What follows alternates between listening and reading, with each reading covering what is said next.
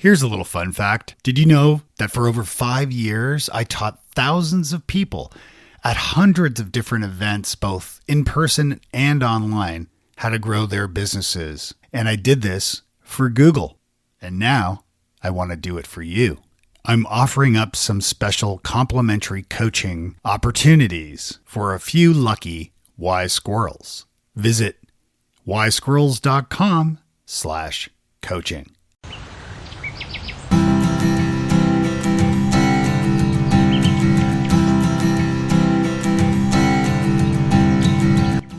Welcome to Wise Squirrels, the podcast for late diagnosed adults with ADHD. I'm your host, Dave Delaney.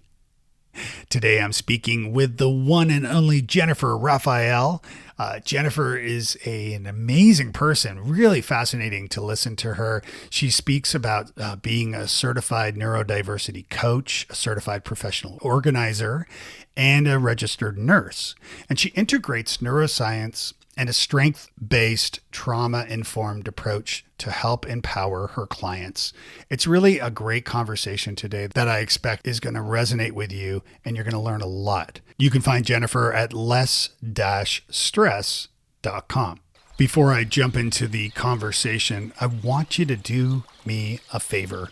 If you enjoy the show and you're looking for a way to improve your own productivity, getting things done, finding support, there is a link in the description of this episode. Click it right now. Seriously, unless you're driving, maybe pull over. And then click the link for focused.space. Go to focused space. This is an opportunity to find co-working folks to work with virtually. You're going to get more done faster. And what's great about Focus Space is they're offering a very special offer for you. Use the coupon code DAVE, and this will get your first month for free. And then you're going to get 25% off every month after that. This is a great way to start your day with positivity and a plan. Seriously, give it a try right now. Sign up, try it tomorrow, and message me, Dave at wisesquirrels.com, and let me know how it goes. I want to hear from you, and thank you so much for your support. My earliest memory, actually, that had me even thinking about ADHD, but of course I didn't understand what it was. I was like so many people thinking, seeing behaviors or what people said, which was little boys who can't sit still in the classroom and not really knowing anything more than that. When my son was about 3, his best friend lived down the street, and the dad of this child was going through medical school, and he pulls me aside and says, people are going to tell you that Trevor has ADHD. It's overdiagnosed. Just ignore what they say. Years later thinking, like, what was he seeing that had him saying that to me? And Trevor does have ADHD, and he won't mind that I said that. But so I had that kind of negative, it's something else, or I'm not a good enough parent. Anyway, fast forward to my son was struggling in school, and it was becoming more evident that there was something going on, and we had him tested. But as so many of us do, we're treading water, we're just catching the biggest fireball or the signal, whatever, responding to the things and trying to be his executive function. And I have a lot of systems and kind of routines in my own life that work for me. But I started noticing some things, and, I read that it was heritable, and I wasn't sure. I didn't know if I had it. I hadn't been diagnosed yet, but as he was getting closer to middle school, I was pretty suspicious. And I even had a few people make comments, and again, negative ones too. Like, oh, well, Jen can answer if she can do it without being ADD. Like, in a group setting where, I was embarrassed because I'm an external processor. That when we verbally process out loud, we sort of give it a lot away, right? And that's not a diagnostic sign of ADHD, but I've noticed that a lot of people with ADHD are external processor or verbal processors, where we externalize, or we need to hear our thoughts to make sense of them. I remember saying to my son at one point, You probably got it from me, Trev. And he'd say, yeah, thanks, Mom. But it was kind of something we started bonding over. And I thought I knew intuitively that it was important to accept whatever, this is the hand we've got, right? Whatever it is, because it's not poker. We can't throw it back and say, can I have different cards? So I kind of had that attitude all along. And there were a lot of things that we did that helped. So again, I wasn't looking for a diagnosis for myself, but we went on a staycation first summer after, he's my ex now, after he left. And we took piles of books, and I was reading through a book called Odd One Out by Jennifer Koretsky. And it was this moment of clarity for me, going, oh my gosh, I do have ADHD. There is no question. But I still wasn't doing all the things yet. It was years after that before I got a formal diagnosis and tried medication. Just caveat, I'm a big believer in doing the things that work for us. Mm-hmm. And that there's a lot of needless suffering in the world. So I have a bias about medication, and we can come back to that if you want to. But it's, if it works for you and it's safe for you, why it's like saying, oh, squeeze your eyes tighter so you can see and take your glasses off. We would never say that, or Anyway, I could disappear down all kinds of little pathways on this because I have a lot of strong feelings about it. But when I started reading about how does it look as your child gets a little older? My son was going to high school and becoming an adult. And I started seeing, oh, well, that looks a little different as you get older. And I do that, or I did that, but here's what I do that helps, kind of thing. So it was very clear to me. So it was a self-diagnosis in the beginning. And so I think it was in my 40s to 50 that I was really becoming more and more aware of it. And so you were a nurse, right? Before, were you a nurse before you realized you had ADHD, or were you doing something else and then shifted when you realized? No, I've had an active license since 1980, actually. But I went to nursing school. I wanted to work with children, and so that I knew that. So my first career was in pediatric nursing. I worked at Rady Children's here in San Diego for many years, and I've worked in another country. And but we weren't talking about ADHD. We weren't even talking about like ACEs or adverse childhood experiences. I mean, that was actually kind of uncovered here in San Diego, like by accident. I was a trauma nurse, transport, did all those things. And, I connect so many dots now when I look back, why that was such a good fit for me when it was. Because every day was different and it was interesting. And I never forgot to give a med. Everything was on time, which again, but I was never on time to meet friends for whatever it was, or, it was always running late to the movies or whatever it was. And yet I could be just completely on point at work because it was a good fit for my brain. Now, working on a medical ward where I had 4 patients, and I'm not saying it was boring exactly, but if I'm being honest, it wasn't stimulating enough for me. And that was a lot harder. But being in the ICU, going on transport, that was really like that. My brain loved that, and it was a good fit. When did you start your own business helping, coaching and consulting for folks with ADHD, and which is less stress, organizing solutions? So tell me about how that came to be. Yeah. So I was married to somebody in the military. We did a lot of moves. It wasn't always practical. We're going to be here for 3 months. I'm not looking for a job that I have to leave in 3 months, kinds of things. And I've never been to this place. And then eventually I had kids. So we agreed that I would stay home. So I didn't work for a while. I tried some little businesses. Again, there's a lot of entrepreneurs with ADHD. If it's interesting and we're excited about something, that's contagious. So I had some little businesses on the side, but I didn't work for a while. So I left nursing a little bit.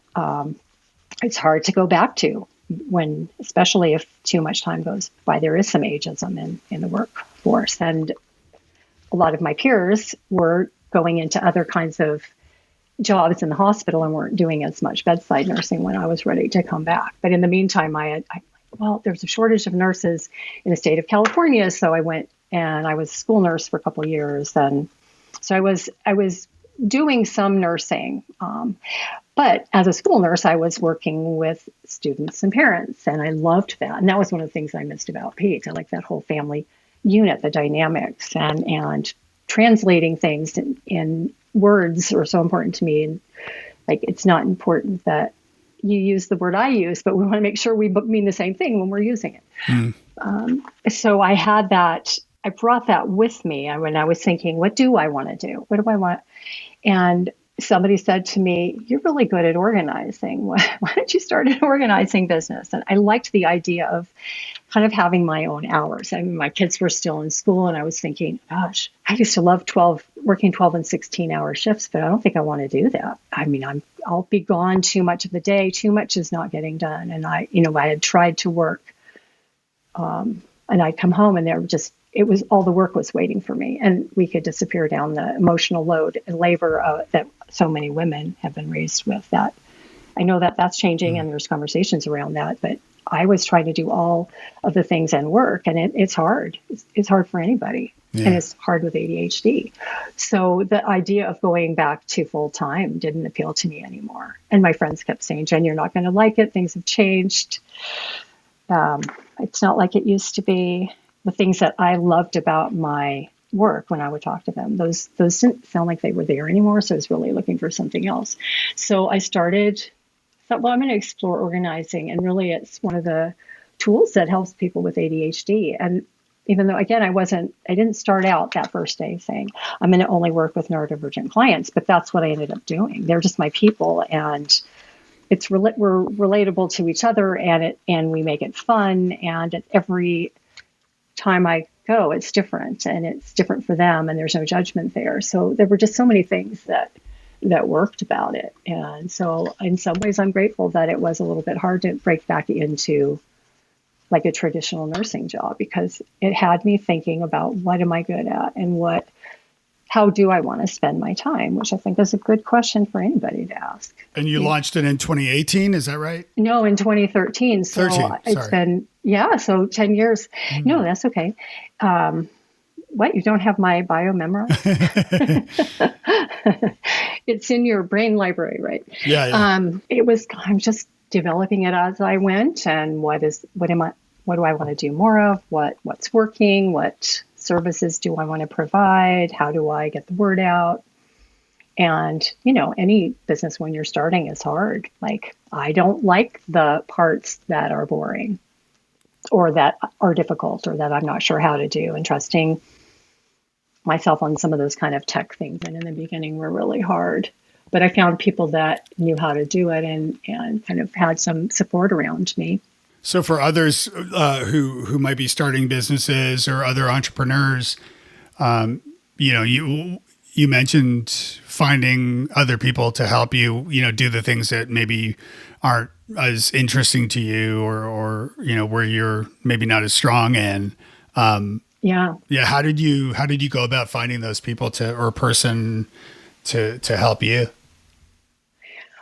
I have pretty strong intuition. So, and if I have somebody in my life that I trust and they're talking about something and I'm hearing it somewhere else too, then I'll pay attention to that and go, maybe I should look into this. And there was a shared workspace called Hera Hub here in San Diego. It's still alive and thriving.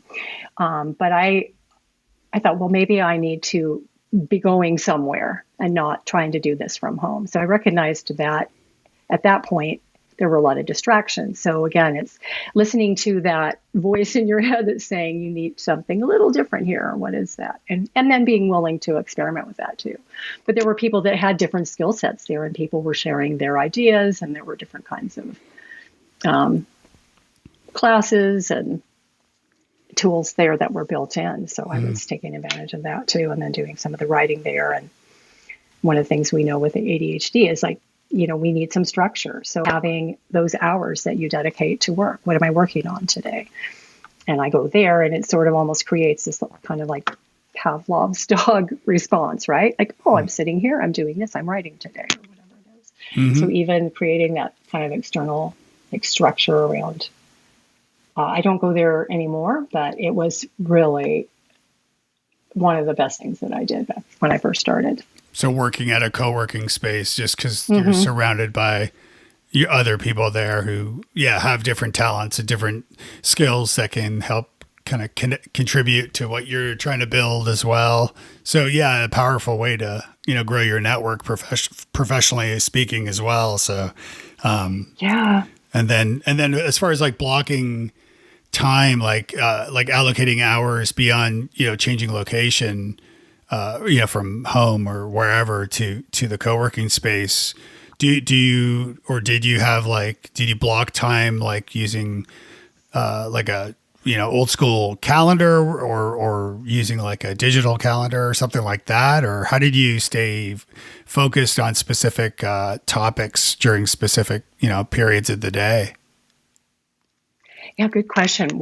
I had a business coach when I started too, and she's Leslie Joselle. Big shout out to her, and she works with students and parents, but she had developed a planner. And I remember asking her, I said, "What do you recommend for adults? Because this is geared to kids, so even the time markers on it." And she said, "Oh, Planner Pad." And I trust Leslie, so I thought, all right, I'm going to check out Planner Pad, and I used it, and I really love having one place to put things. But I have a hybrid so I use paper because I think with a pen in my hand, but it's not practical to only be on paper. So I resisted a little bit, and some of it is shifting the language again, and why I come back to like the words matter, what we say to ourselves matters, those voices in our head saying you're not doing it wrong, this is what you need. So I needed a version of both. So it wasn't that I don't have a tool or an app that I say, okay, here's what I have this week, tell me when to do it. That would freak me out. I like to have flexibility with my structure. So I map it out on paper. I look to see what makes sense. And then I'm evaluating it too, like going at the end of the week or at the end of the day, like what works, what didn't work. It's not always like it's not hours of that, but it might be a minute at the end of the day, or it might be more time. It just depends, but kind of looking at that, like this was too much. I need note to self. I need bigger transition times between calls because we tend to be running late, and that way I'm not worrying that somebody's running late and I'm still on time to the next appointment, kind of a thing. Yeah. Does that answer your question? You were asking like, how do I track or block time out? Yeah. So do you still use planner pads? That's what you mentioned. I do, but as so many of us with ADHD do, is I did the same thing, going, wonder if there's something else. Maybe I want to try something else. Or I had a client that and she loves everything to be really colorful, and she uses different colors mean different things. And she was talking about a planner that she loved. So I went to Staples and I looked at all the planners, and I came home with 2 or 3 new ones. And about 3 months later, I ordered another planner pad and decided, nope, this works for me. And if I want to add color, I can do it in other ways. And that's what I've done. It's like having the bones be good is important to me. And I think it is for a lot of people, like, because it can look good. I'll say even like, oh, my schedule looks great. It looks good on paper, but we also have to block in time for the energy. Like, what kind of energy am I going to need? What kind of ramp do I need for this thing that I'm getting ready to do? How much time do I need to clear before I start so that I feel mentally and physically prepared? And that could even be like, if you've been sitting for hours, like that's a lot. I realized I didn't want to do back to back to back calls. And I know there are other people that do that, and they can fit in more hours of work in their day, but it just doesn't work for me. I get too restless, and it's not good for me physically. So I own that. I honor that in myself and feel really good about what I do then throughout the day. Do you schedule out? That I work. Yeah. Oh, sorry. Do I schedule? Do you schedule breaks? I do. So I schedule breaks, and I have a few clients. I mean, they know. So one student who has admitted to me that they, well, I know that you do have extra, so sometimes they take advantage of that. And I said, I know. And if you ever want me to hold you accountable for that, Yeah. we can, but I respect that it's hard. It's hard to be here. So, it's a way I can be genuine about that. Like, I know it's hard to be on time, or I know, like, we don't always estimate how much time it takes we think we're finishing something when we're actually starting something else, which my daughter called me out on. So, it's humbling. I don't remember if you told me if you have kids, but Yes. I tell you, Yeah. I have two I learned so much teenagers. from mine. Do you? Yeah. Mine are in their 20s now, but I remember her saying, I didn't realize she was behind me. She was at the door we were going somewhere. And I said, I just got to finish what I'm doing. And she goes, Mom, you just started something else. Yeah. Oh, so called out. And I didn't see it that way. I really thought I was finishing something, but I had started something else. Yeah. That's interesting. And she was right. But You were going to say it got stuck in my head though. Oh, it got stuck in my head. I'm like, that is a good thing a question to ask myself. Is this really important? It might be, yes. Is it important now? Is this the right time to do it? So I have my questions that I ask myself too, depending on the situation. Do you have strategies for helping your clients and for folks listening to develop some of these questions and maybe figuring out when best to ask those questions to ourselves? Yeah, well, so there's no one size fits all. I wish there was. And that, again, that's part of what I love about this. So with anybody that I'm working with, we're developing their personal operating manual, essentially. So we're looking at that, or what was going on in your head. So I practice what I teach. So, like, what am I thinking about right now? What's got my attention, or why do I want to do this, or what? So I'd encourage people to, like, pay attention. Start by paying attention to what you're paying attention to. That was one of the best pieces of advice I got early in my coach training. So paying attention to what you're paying attention to.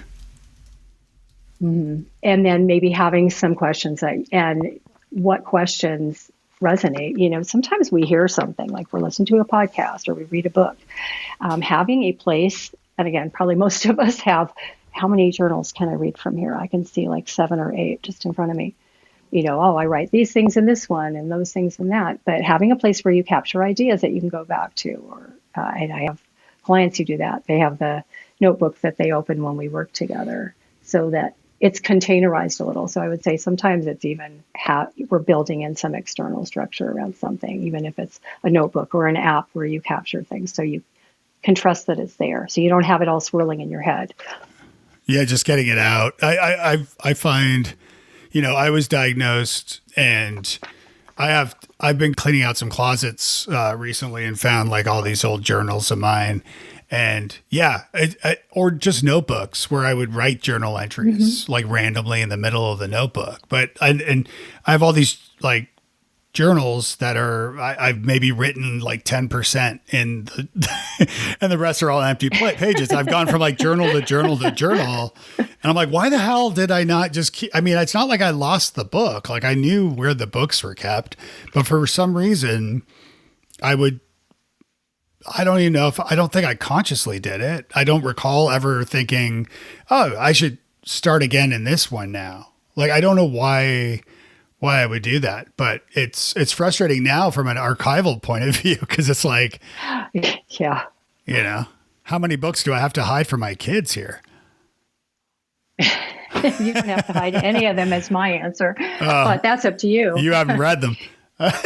Well, that part, yeah, I fear. Maybe you may have to put a lock on some of them and say, these are not yet, right? Yeah.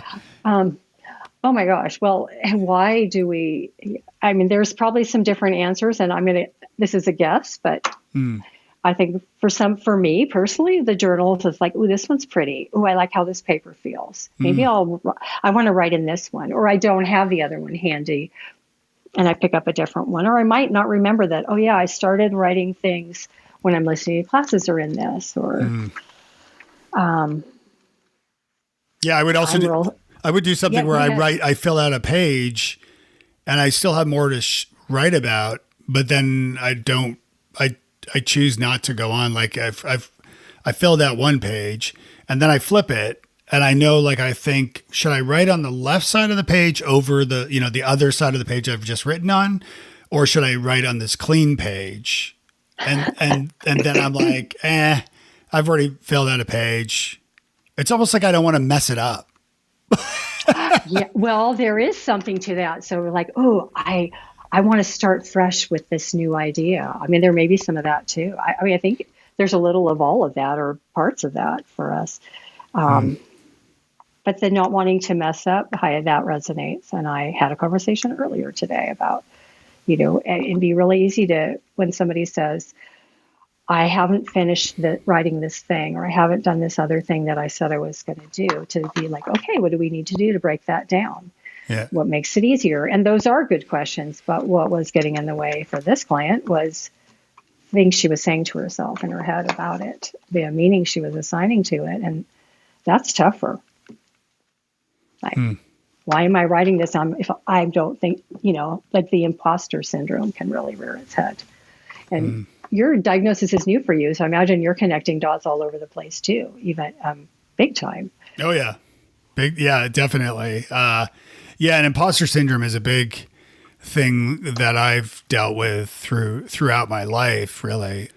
Are you finding, because the stuff that I'm reading is, there seems to be a lot more ADHD diagnosis now, or people realizing they have ADHD being diagnosed since COVID.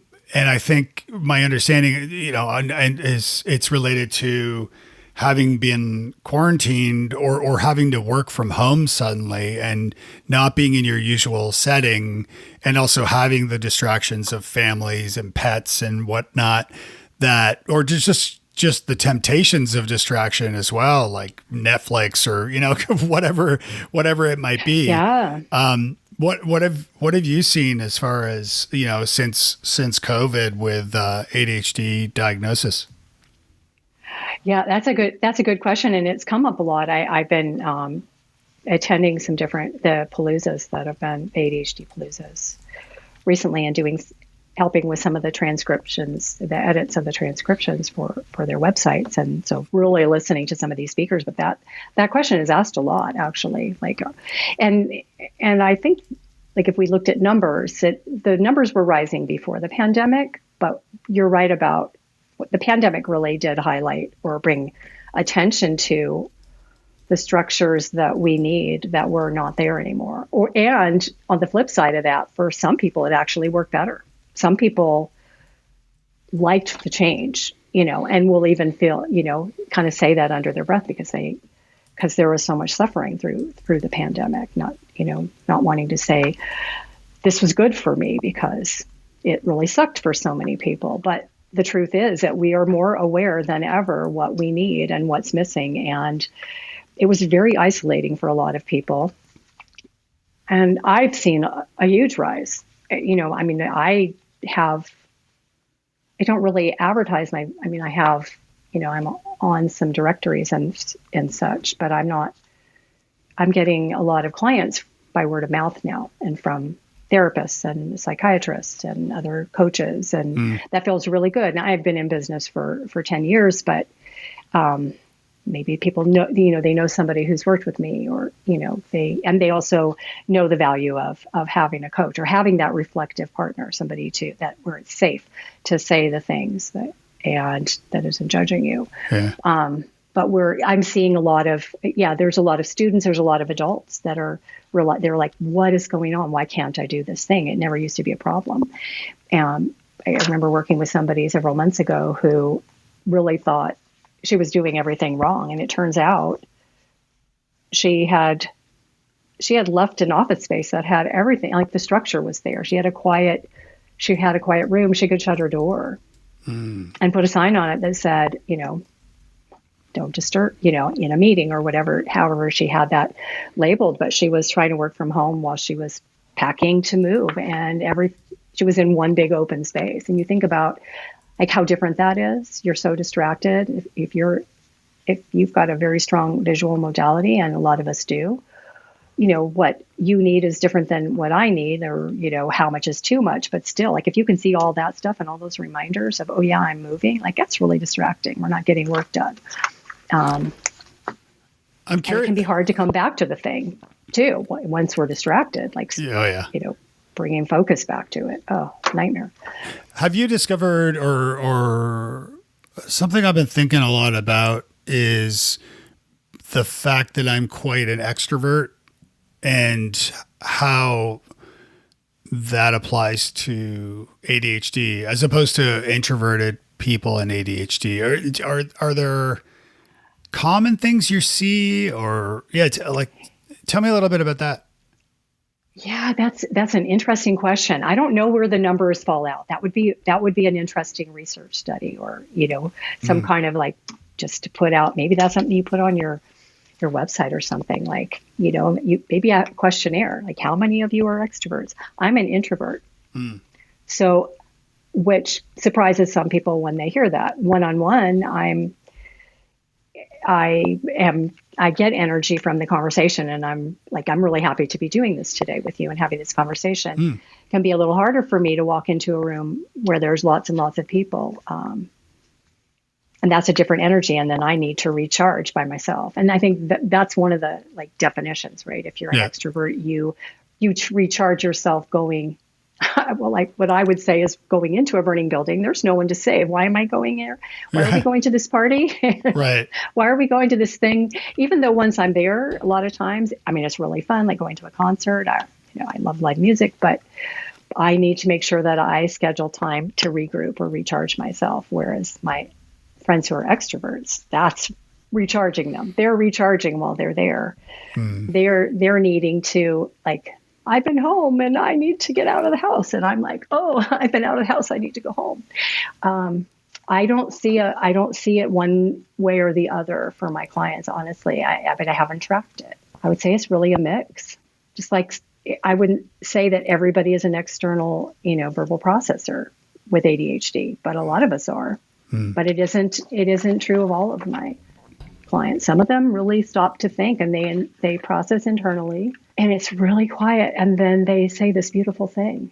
During the pandemic, especially during the quarantine, I was kind of outspoken about, not outspoken. I almost felt like I should start some sort of support group for extroverts, but as crazy as that sounds, but I was like, I did write it on, like, LinkedIn and elsewhere. I was saying, like, hey, introverts, it's our turn. Like, go check in on your extroverted friends. Because, they're alone. I saw posts like that, actually. I did. And some of my favorite people are extroverts. Yeah. And they really struggled. Like, I mean, that's a good point. Like, makes life work better for extroverts is to be able to go and do, or even to go and sit and write in the coffee shop, because they like all that activity and energy. Yeah. And to go get your coffee and talk to the people in the line, and you're all charged up, and then you can go do the thing. Right. Right. I found that to be very interesting. Just like on a personal level that way. And also, I started reading more about loneliness. I was having my own deals with anxiety and a little depression during, like, certainly at the beginning in 2020, of course, not knowing I had ADHD, and so that would have explained a little bit. But I also just going through feelings of loneliness and realizing that, you can be home with your loving family and but still feel lonely. And, that it's just a natural, normal thing. And a lot of people, myself included at first, was worried because, why am I feeling so lonely? I'm surrounded by my family. But no, you can absolutely feel that way. In fact, I had interviewed Professor Robin Dunbar on my other podcast that I do. And he famously came up with something called Dunbar's number, which is... I've read that. Yeah. Yeah, and it was a great conversation about that because and Dunbar's number, is the number of relationships, the number of relationships you can really manage, and it's not one number per se, although it is about 150, but it breaks into certain circles, so all the way down to like you and your spouse or loved one or whomever, or your best friend, and then kind of your family and your extended family and your closest friends and so on. And kind of the circles get bigger up to around 250. And he wrote a great book about friendship, which I loved. And so it was pretty fascinating conversation to have with him. Is that on the, is that oh, you said it's on your other podcast? Yeah, it's on my other podcast called the Nice Podcast. I might look at I might edit it a little and put it on this feed as well, because it is a really great conversation. So that could be a very interesting, actually, conversation starter for people, or just that kind of thinking about. Again, who's with it, which circle are different people within, or who, it kind of, what I was thinking as you were saying that is, you said we can be lonely when we have people with us. And, and you had asked earlier, what kind of questions do you have people ask? But it's like, what needs aren't being met when, we're not always in the state to, maybe to be able to ask ourselves that when we're feeling certain feelings, right? Because we're in a different part of our brain, but still to be like, it's a lot to expect of anybody to meet all our needs, right? They don't. Like, we have different, we have our social group, and we have the people we know we can talk about ADHD to. Not having that expectation, but even to have that visual to be like, oh, I'll wait until I'm with this group to talk about X or this, or to start noticing those kinds of patterns too. Like when we feel irritated, say, with a certain group that doesn't get it, like this isn't the place maybe to have this conversation. So we start to maybe look at that and then note, some of the loneliness can go away, or that feeling like that isolation, right? And I notice that a lot in this community of people with, ADHD, brain wiring. Because when we can be comfortable in certain settings talking about it, and I catch myself too, I'll be like, oh yeah, not everybody wants to hear about this. I don't understand why, because it's so interesting, but it's interesting to me. But, and I still hear those people that are out there that, somebody was walking past my garage one day that said, oh, everybody is a little ADD. Oh, right. Oh, excuse me, ma'am. And I did. I stopped, and in the nicest way. And she was really gracious, actually. But I did stop, and I thought, I'm taking one for the team. Yeah. She doesn't understand this. And I think I can't just pretend I didn't hear this. And maybe she'll think about this. And she was really appreciative. She's like, I didn't know that. Thank you so much. I thought everybody was. I mean, she truly just thought that. And I think some brain changes as we get older and hormone changes. People do have an experience of it. But if you've left your keys or you lost your keys once, you don't have ADHD. That it's not. It's a little more complicated than that. But it's, Yeah, it is a fascinating journey to discover, to discover this about myself, certainly. And, anybody listening, as well, just because, you spend a lot of time sort of reflecting on things. And, I've mentioned it on the show before, but, with kind of urging people not to dwell on the what ifs, but instead celebrate, their wins and their successes and where they are now. And, I think about, my life's not perfect. Nobody's life is perfect, but I'm married to my best friend. She's awesome. I've got two great teenager kids. They're mine. I've got a cute dog, a lovely house, like our health and all the things. So, but as soon as I start thinking about like, well, what if we had caught this when I was a kid, it might've put me on a different, trajectory, or would have certainly, I could have gone right instead of left on or gone to, some other country and not Ireland, where I ended up meeting my wife. And so like all of these things, like I drank like a fish when I was younger, and realizing that alcohol I didn't realize it at the time, but I was using alcohol as a stimulant. But my love for it doesn't that, work so well, does it? no, especially as you get older, it definitely doesn't. It's a depressant, actually. But Yeah. But again, like, I loved Ireland and the culture and the pub culture, and I still love pubs, but not drinking. Yeah. So, that again, that I probably wouldn't have gone to Ireland, and I wouldn't have met my wife, and I wouldn't have had our kids and lived where we do. And so, yeah. So kind of celebrating the wins along the way. I think that's really important. That comes up a lot in conversations too. And I heard a phrase yesterday when I was listening to one of these podcasts and I was editing, and they said, here's 3 words to remember: up until now. And I went, wow, that just gave me chills, like up until now. So I didn't know. I mean, we didn't know, but we do now. So what are we going to do with this? Yeah. How do I want to go forward? But I would say, it's not uncommon, and I think it's fair to give yourself some space to grieve a little bit of like it doesn't help to dwell, but it can be isolating to think you're not supposed to have any regrets or to wish things might have been different, right? So, but that's not what you're saying. Yeah. But I think we can get stuck in those feelings. So I say glance back, but look forward. Yeah. I wrote a book a few years ago too, and it was more about like how I rebuilt my life after divorce. But there's life lessons that apply to anything, and that was one of them: was glance back, but look forward. Yeah, yeah. And if we're always looking back, that's what we're doing. Have you ever walked into something because you were walking backwards? Right. I literally have done that. Walked into a pole in the street or something. I can't remember. Yeah. But yeah. or worse, out into an intersection or off a cliff or something. Yeah. Absolutely.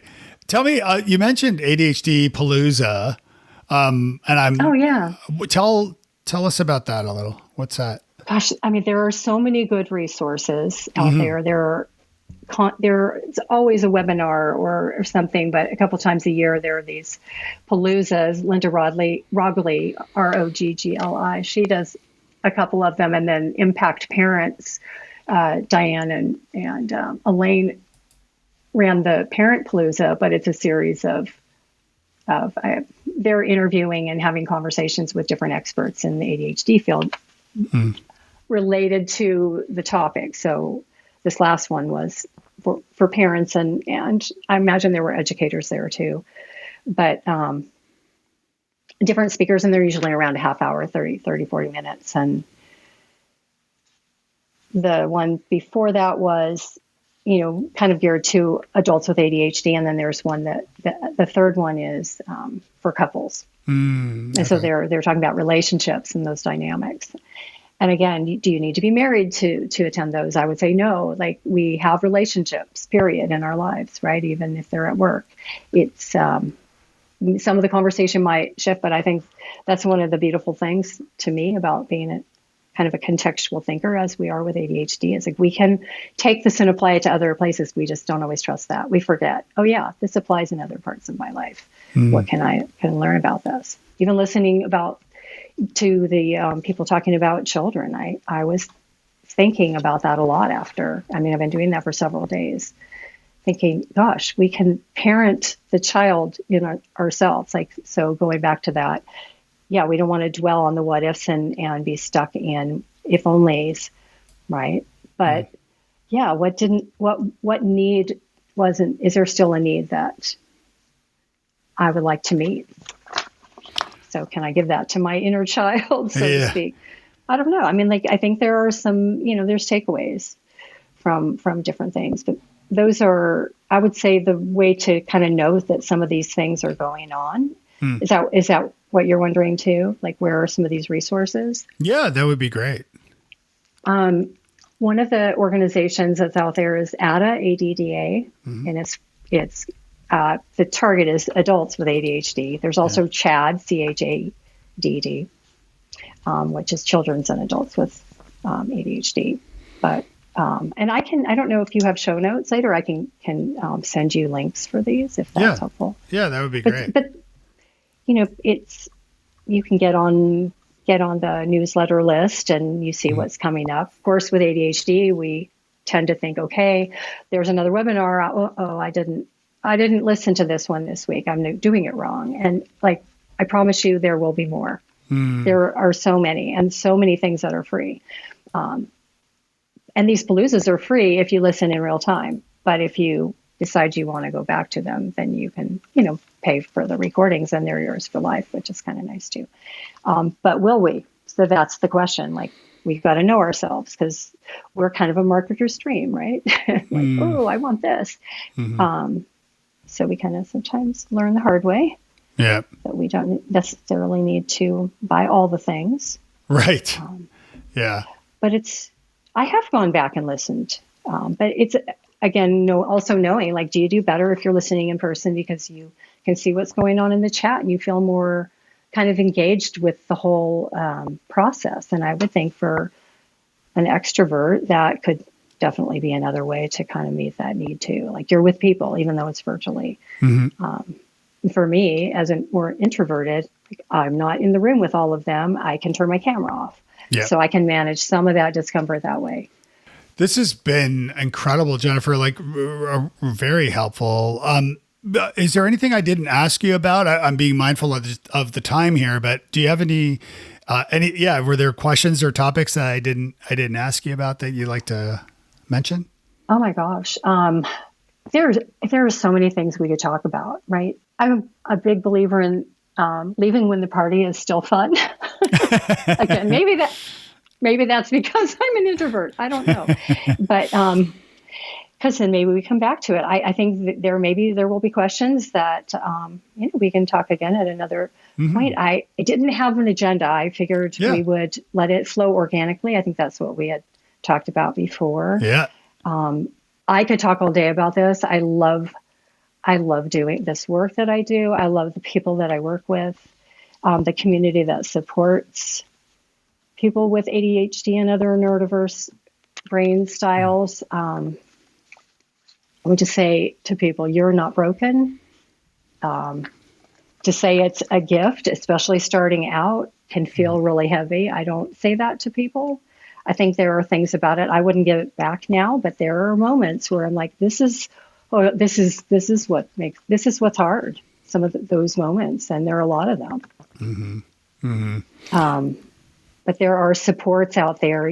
I want to encourage you and anybody like to talk to the people that are in the community that understand it and get it. There are just so many resources, and I think I will steer somebody to the right resource. If I'm not the right person, I might know somebody that is. So I've had those conversations with people that are looking for someone really specific, and we have a really nice conversation and they move on to the thing that they really need. And I want to respect that too. Like, there's so much need and so much work.